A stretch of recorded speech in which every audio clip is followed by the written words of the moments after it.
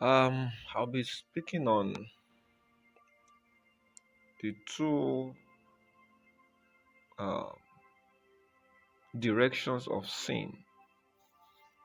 The two directions of sin. So we have sin unto death, and we have sin that is not unto death. Please note, for the fact that I will say a sin is not unto death does not mean it is unto life. There is no sin that is unto life. Are you there? So if a sin is unto death, so a sin can be unto death, and a sin may not be unto death. But for the fact that it's not unto death does not mean it's unto life. Because anytime you sin, you are playing with death. A sin that is not unto death is the one you can commit out of, a sin that is not unto death is the one you commit out of ignorance. You did it because you don't know. That one is not unto death. But when you sin deliberately, you know the laws of God, but you don't care breaking it, you may end up sinning unto death. Those who sin unto death will lose their existence here on earth. Their life will be cut short. Their life will be cut short. Now, those who sin unto death will lose their life here. So they will have a low lifespan, a very short one. So those who sin unto death will have a reduction in their lifespan, but their spirit may be saved. Are you there? Now, take for instance, um,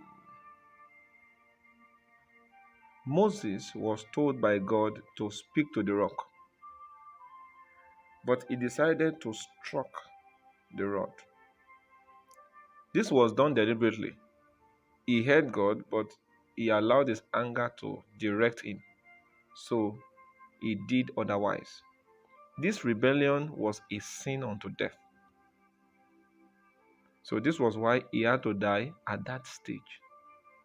But his spirit was captured in eternity. He did not go to hell. And that was done by the will of God. So when you commit a sin that is unto death, you may lose your life. And the reason God will do that is for preservation. There are people who are committing sin unto death, unconscious, they are living in that as an habit. They are in sin, they don't even know Christ. Such people will lose their lives and also lose their eternity because they may not see God. I'm talking of what happens in the Christendom now. If God speaks to you not to do something and you do it, that sin you are committing is a sin unto death. If you continue in that act, God may take you because He knows that can be dangerous, that can have a serious impact on your eternal destination. So there are some men of God that died because they committed a sin unto death. You are here on earth condemning them, but God has taken them to prevent their eternal destination because He knows if they continue, they may miss heaven. So He took them. Are you getting what I'm saying? So deliberately choosing to disobey what God is saying is you committing sin that is unto death.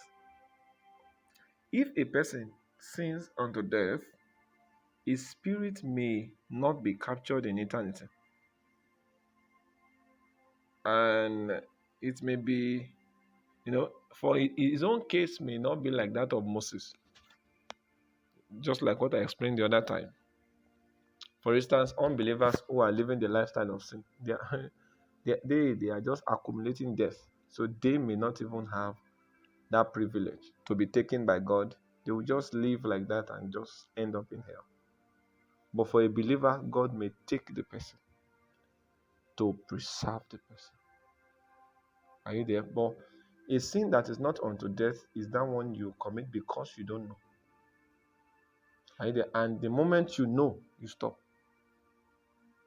But those kind of sins you commit out of ignorance is a sin unto death. No, is a sin that is not unto death. Sorry. I hope you get it. Now, once a person begins to commit a sin that is unto death, anything can happen to the person. The person may suffer sickness, and that sickness may be unto death.